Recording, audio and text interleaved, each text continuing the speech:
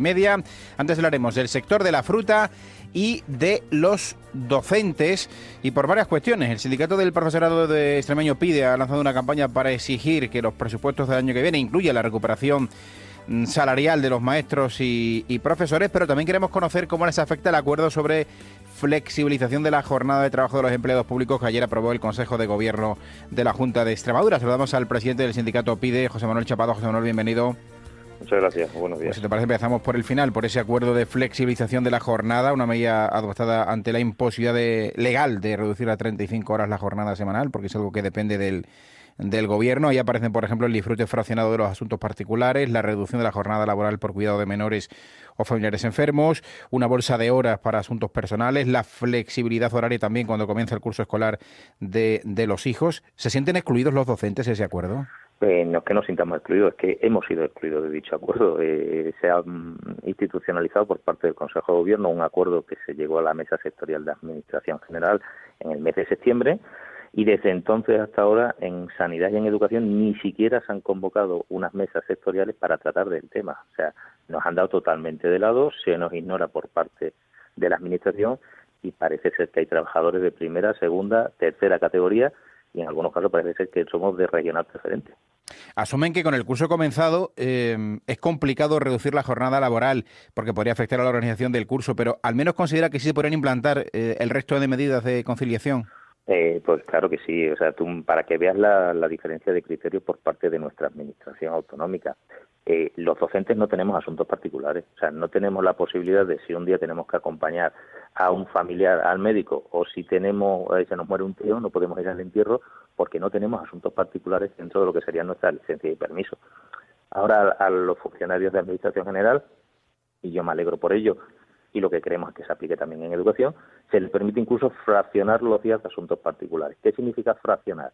Que van a poder disfrutar de esos asuntos particulares por horas. O sea, que si tú realmente lo que necesitas es una hora para hacer una gestión que no está contemplada dentro de la licencia y permiso, que puede ser desde una cuestión bancaria a familiar, de salud, de cualquier tipo, son esas horas las que tú dediques a ello las que realmente te van a contar y no te va a contar como un día completo. Pues nosotros no tenemos derecho ni a la fracción, ni al día, ni a disfrutarlo de ninguna manera. Entonces, hay cuestiones que se han llegado en este acuerdo que se podrían aplicar perfectamente en educación y en sanidad, y parece ser que a alguien no le interesa que eso sea así.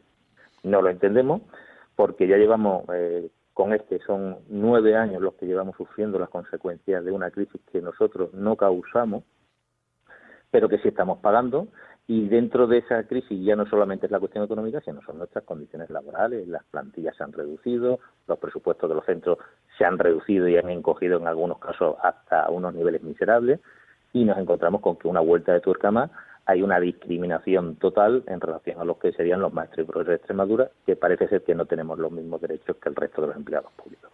De hecho, ustedes ponen en marcha estos días una campaña bajo el lema Recuperación Salarial Ya, para exigir la recuperación salarial, la recuperación de la jornada lectiva y laboral, dignidad laboral, etcétera. Evidentemente, dentro de ese capítulo global de reivindicaciones, hay algunas que afectan al conjunto de los empleados públicos y otras son específicas de los docentes.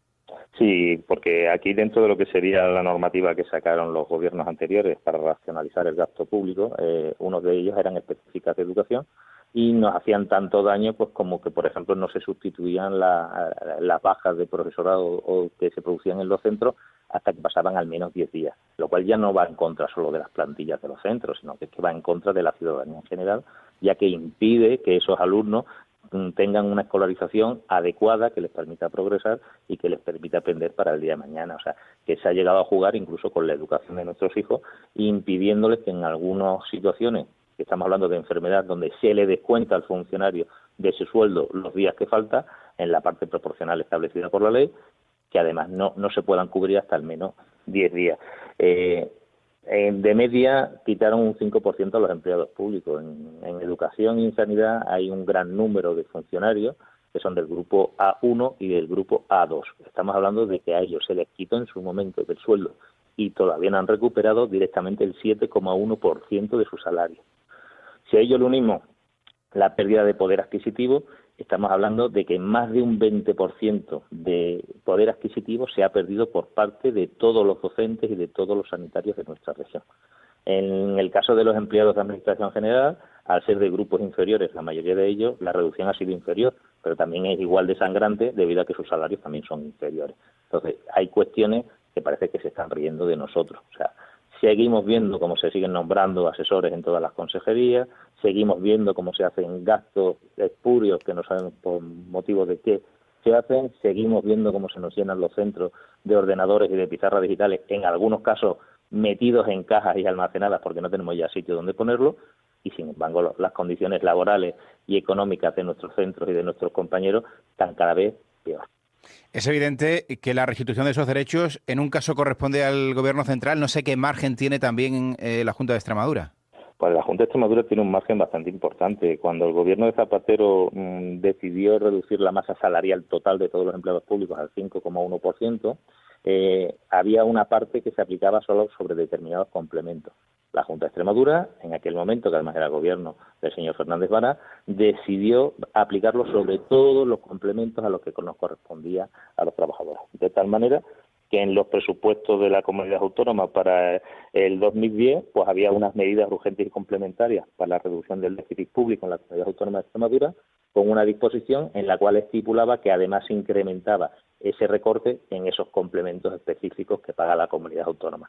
Con lo cual, no solamente se nos quitó por parte del Estado central, cuestión que solo puede devolvernos el Estado central, pero también se nos recortó salario por parte de la Junta de Extremadura, con una decisión que incumbe exclusivamente a la Junta de Extremadura. Pedís que se tenga en cuenta toda esa reivindicación de cara a los presupuestos de 2018. ¿Sois conscientes de la probabilidad de que se prorroguen tanto los presupuestos generales del Estado como los presupuestos de la Junta, con las consecuencias que eso tendría? La primera, ya lo advierte hoy el gobierno, la congelación salarial de los empleados públicos. Sí, ya nos hemos enterado que el señor Montoro, lo que ha mandado a Bruselas, contempla la congelación para el 2018 de los empleados públicos al no existir presupuestos todavía y al no haberse finalizado la negociación a nivel de Madrid. Pero claro, aquí estamos hablando de otro tipo de cuestiones. Aquí estamos hablando de que en Administración General se ha negociado, se ha convocado la mesa, se ha llegado a un acuerdo y el Consejo de Gobierno de la Junta de Extremadura ha ratificado dicho acuerdo y va a aplicarlo. En el caso de Educación y de Sanidad, ni siquiera se han reunido las mesas sectoriales correspondientes a Sanidad y Educación para hablar del tema. O sea, ya no estamos hablando de que se llegue o no se llegue a un acuerdo, porque todos los sindicatos y todos los funcionarios somos conscientes de que hemos tenido una situación muy difícil en este país. Lo que no comprendemos es que se haya salido de ella a costa de nuestros salarios. Pero lo que no podemos comprender es que no se sienten en la mesa a negociar, porque aquí no estamos hablando de recuperar lo que hemos perdido de un día para otro. Estamos hablando de negociarlo, de fraccionarlo y contemplar a una serie de años pues, para poder llegar a esa situación que teníamos antes de la crisis, en el año 2009. El problema es que la Administración ni siquiera se sienta para ello. No es una demanda solo del sindicato PIDE, que incluso ahora hemos tenido que extenderlo al tema de cuñas radiofónicas en algunos casos o de carteles en los centros comerciales extremeños, sino que es que lo próximo que vamos a tener que hacer los empleados de Sanidad y Educación, huelgas de celo, concentraciones en los puestos de trabajo, como hacíamos al principio de la crisis, que vamos a tener que convocar otra vez manifestaciones y romper la paz social, que parece ser que es lo único que le interesa al Gobierno. Creo que el Gobierno de la Junta de Extremadura primero debe convocar las mesas correspondientes en Educación y en Sanidad y a continuación tiene que extender como mínimo lo mismo contemplado en el Acuerdo de Administración General a ambos sectores. O sea, es muy sangrante que después de 9 años se haya perdido más de un 20% poder adquisitivo, se haya incrementado la carga horaria, se hayan reducido las plantillas y que nosotros tengamos que hacer más carga de trabajo de la que teníamos antes. Es decir, que si no se logra esa equiparación en derechos de los trabajadores de la educación y de la sanidad, evidentemente a vosotros os afecta a los docentes, con el resto de empleados públicos, ¿no descartáis movilizaciones? Estoy seguro que es que los compañeros nos las están demandando ya desde hace tiempo. Aquí existían una serie de compromisos por parte de la Administración de negociar determinadas cuestiones que no se está haciendo. Si no se negocia, se llegará a un acuerdo o no se llegará, pero nos hemos sentado, hemos hablado del tema, vemos la situación, se nos darán las explicaciones pertinentes de por qué hay determinadas cuestiones que se pueden hacer o no y aplicaremos las que se puedan hacer. El problema es que ni nos hemos sentado a negociar. Los compañeros están hartos. O sea, en los empleados públicos, tanto de Administración General como de Educación como de Sanidad, están hartos. de que todo sea a costa de su trabajo, que todo se cargue sobre sus espaldas. Con lo cual hay muchos compañeros que ya están diciendo que es el paso siguiente iniciar las movilizaciones y hacer el mayor daño posible a la Administración. Nosotros creo que durante estos años hemos sido siempre responsables con nuestras actuaciones y lo seguiremos siendo a partir de ahora. Con lo cual, si los compañeros demandan hacer determinadas actuaciones, tendremos que hacerlas. Y la Administración lo que tiene que hacer es sentarse a negociar y aplicar aquellas cuestiones que sí puede aplicar y que solamente le compete a ella sin ningún tipo de excusa.